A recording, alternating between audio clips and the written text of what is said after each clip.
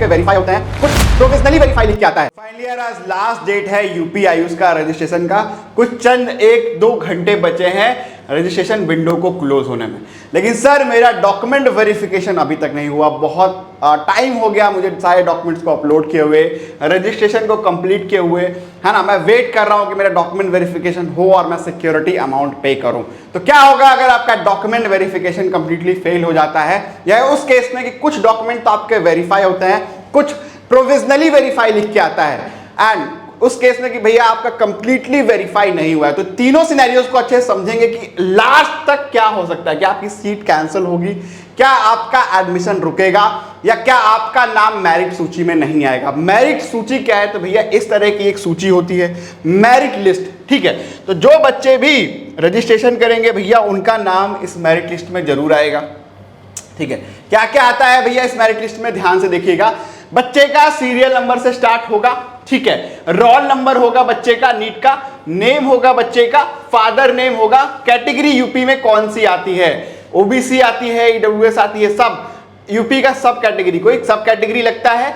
NEET में कितने marks आए थे, नीट की एग्जैक्टली रैंक क्या आई थी, 56,000 से बच्चा यहाँ पे पार्टिसिपेट कर रहा है। तो पहला रैंक बच्चा का बना था वो 56,000 वाले बच्चे ने यूपी आयुष में पार्टिसिपेशन दिखाया था, ठीक है। डोमिसाइल क्या है, उत्तर प्रदेश। सिक्योरिटी फी पे करी है कि नहीं करी है, ठीक है।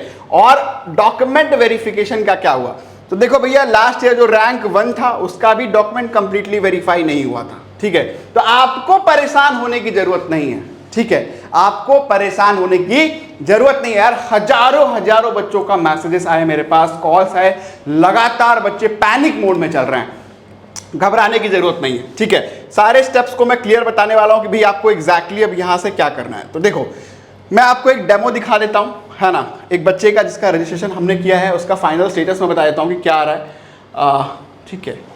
तो एक बार हम लोग देख लेते हैं इसको।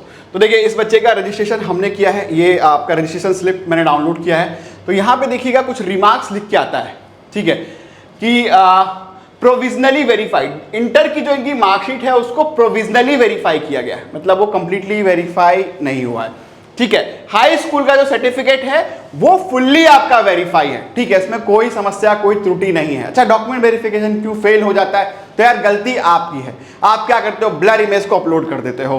कोई साइबर कैफे वाले भैया को आपने डॉक्यूमेंट दिया, उसने ऐसे ही अपलोड मार दिया। तो भैया एवे ही जब अपलोड मार दोगे, वहां पे जो डॉक्यूमेंट वेरिफिकेशन वाला बैठा हुआ है वो देखता है, जब उसको क्लियर नहीं लगता है या उसको लगता है कि भाई इसमें कोई प्रॉब्लम हो सकती है, तो वो उसको प्रोविजनली वेरीफाई करता है। अगर वो संतुष्ट है थोड़ा सा, उसको बिल्कुल भी त्रुटि पाई जाती है तो वो उसको मार्क कर देता है फेल का। जहां पे आपको री वेरिफिकेशन का ऑप्शन आता है कि दोबारा अपलोड करिए, दोबारा अपलोड करते हो वही सेम गलती करते हो।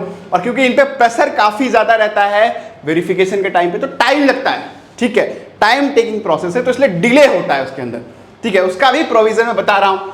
अच्छा नीट का स्कोर कार्ड जो है इनका फुल्ली वेरीफाई है, फाइनल है, ठीक है। Remark, carry admit card at the inter and original document. देखो अभी एक प्रॉब्लम हुई इनकी इंटर की मार्कशीट में, तो यहाँ पे बोल दिया गया कि भैया इंटर की मार्कशीट का एडमिट कार्ड अपने साथ लाइएगा, इंटर की मार्कशीट का एडमिट कार्ड अपने साथ लाइएगा, नहीं तो फिर भी प्रॉब्लम होगी आपको। और कहाँ लेके आना है, नोडल सेंटर में लेके आना है।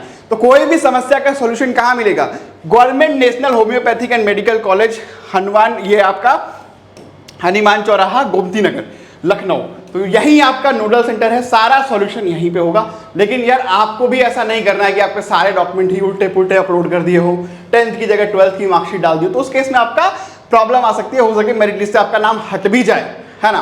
और फॉर श्योर अगर आपका रजिस्ट्रेशन अच्छे से हुआ है, सारी चीजें कंप्लीट हुई है, भले ही आपका डॉक्यूमेंट वेरिफिकेशन इनकम्प्लीट है, भले ही आपने जो है सिक्योरिटी अमाउंट पे नहीं किया है, फिर भी आपका मेरिट लिस्ट में नाम आएगा और जरूर आएगा, ठीक है। और मेरिट लिस्ट से क्या पता चलता है, इस पर हम लोग डिटेल वीडियो बनाएंगे कि भैया इस साल का जो मेरिट लिस्ट आएगा, तो हम कंपैरिजन करके एग्जैक्टली मैं बताने वाला हूं कि गवर्नमेंट कॉलेज किस रैंक तक मिल जाएगा, है ना। क्योंकि यहाँ पे देखो सारे बच्चों का नाम होता है कि भैया सबसे जो अच्छा बच्चा है वो पार्टिसिपेट किया है, उसके नीचे वाला बच्चा कहाँ तक पार्टिसिपेट किया है। तो यहाँ पे ये सारे बच्चों का आपको मेरिट लिस्ट के अंदर नाम दिखना स्टार्ट हो जाएगा। ठीक है, तो ये आपका कंप्लीट लास्ट ईयर का मेरिट लिस्ट है। इसके बेसिस पे हम बता देंगे कि भाई कितने जनरल कैटेगरी के बच्चे पार्टिसिपेट करते हैं, कितने ओबीसी पार्टिसिपेट करते हैं, क्या अलॉटेड रैंक आती है। और स्टिल कोई समस्या परेशानी होती है तो आप टीम से कांटेक्ट कर सकते हो। मैं अपनी ऑफिशियल वेबसाइट का लिंक दे दूंगा जहां से आप कर सकते हो, व्हाट्सएप का लिंक दे दूंगा। अगर कोई समस्या परेशानी होती है तो आप हमसे